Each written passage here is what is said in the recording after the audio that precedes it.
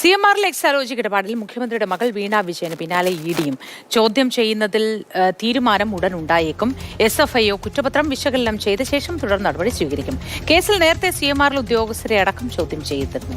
കൂടുതൽ വിവരങ്ങളുമായി രാഗിൻ ചേരുന്നു. രാഗിൻ, ഗുഡ് മോർണിംഗ്. ഇക്കാര്യത്തിൽ വീണ്ടും ഒരു ചോദ്യം ചെയ്യലിന് ഇഡിയുടെ വരവ് കൂടി പ്രതീക്ഷിക്കുകയാണോ? തുടർന്ന് ഈ കേസിന്റെ പോക്ക് എങ്ങോട്ടായിരിക്കും? കൂടുതൽ വിവരങ്ങൾ എന്തൊക്കെയാണ് രാഗിൻ?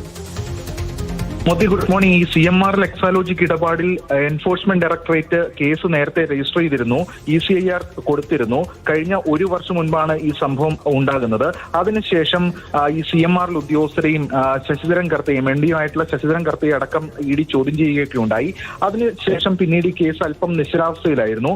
എന്തായാലും ഇപ്പോൾ ഉണ്ടായിരിക്കുന്ന പുതിയ ഡെവലപ്മെന്റ് എന്ന് പറയുന്നത് SFIO അന്വേഷണം ഏറെക്കുറെ പൂർത്തിയാക്കി ഇതിൽ കുറ്റപത്രം കൊടുത്തിരിക്കുകയാണ്. ഈ ഒരു പശ്ചാത്തലത്തിൽ എൻഫോഴ്സ്മെന്റ് ഡയറക്ടറേറ്റ് വീണ വിജയനെ ചോദ്യം ചെയ്യാനുള്ള നീക്കത്തിലാണ്. അതുമായി ബന്ധപ്പെട്ടുള്ള തീരുമാനം ഉടൻ തന്നെ ഉണ്ടാകും. SFIO നൽകിയിട്ടുള്ള കുറ്റപത്രം ശേഖരിച്ച ശേഷം അത് വിശകലനം ചെയ്ത് തുടർ നടപടിക്രമങ്ങളിലേക്ക് പോകും.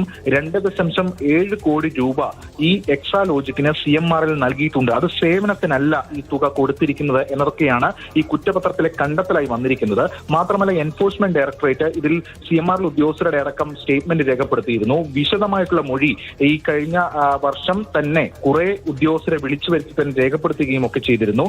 അതിന് പിന്നാലെയാണ് ഇപ്പോൾ വീണ വിജയനിലേക്ക് കൂടി അന്വേഷണം നീക്കുന്നത്.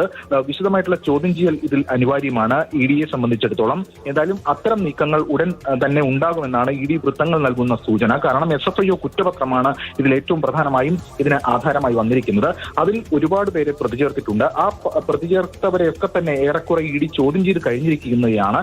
ഇനി വീണ വിജയനിലേക്കാണ് പോകേണ്ടതുള്ളത്. ആ ഒരു പശ്ചാത്തലത്തിൽ ഈ തീരുമാനം ഉടൻ ഉണ്ടാകുമെന്നതാണ് ഇപ്പോൾ അറിയാൻ. അങ്ങനെ ഒരു തീരുമാനം ഉണ്ടായാൽ കൂടുതൽ കുരുക്കിലേക്ക് വീണ വിജയനും കമ്പനിയായ എക്സാലോജിക്കും പോകാനുള്ള ഒരു സാധ്യതയാണോ കാണുന്നത്? തീർച്ചയായും. കാരണം ഇപ്പോൾ കോടതിയിൽ SFIO കുറ്റപത്രം കൊടുത്തിട്ടുണ്ട്. കോടതി നടപടിക്രമങ്ങളുണ്ട്. അതായത് SFIO കേസുമായി ബന്ധപ്പെട്ടുകൊണ്ട് ഇപ്പോൾ ആ കോടതിയിൽ നൽകിയിട്ടുള്ള കുറ്റപത്രത്തിൽ നമ്പറിട്ട് നോട്ടീസ് അയക്കുക, സമൻസ് അയക്കുക, ഈ അക്യൂസ്ഡ് ആയിട്ടുള്ള വീണ വിജയൻ ഉൾപ്പെടെയുള്ളവർക്ക് നോട്ടീസ് അയക്കുക എന്ന നടപടിക്രമങ്ങൾ അതിന്റെ ഭാഗമായി SFIO കേസിന്റെ ഭാഗമായി നടക്കും. ആ ഘട്ടത്തിൽ തന്നെയാണ് എന്തായാലും അത്തരം ഒരു പ്രോസസ്സിലേക്ക് കാര്യങ്ങൾ പോകുന്നു. ഒരു പ്രധാനമായിട്ടുള്ള കുറ്റപത്രം ഇതുമായി ബന്ധപ്പെട്ട് ഉണ്ട്. ഈ പശ്ചാത്തലത്തിലാണ് എൻഫോഴ്സ്മെന്റ് ഡയറക്ടറേറ്റും ഇതുമായി ബന്ധപ്പെട്ട നടപടിക്രമങ്ങളിലേക്ക് പോകുന്നത്.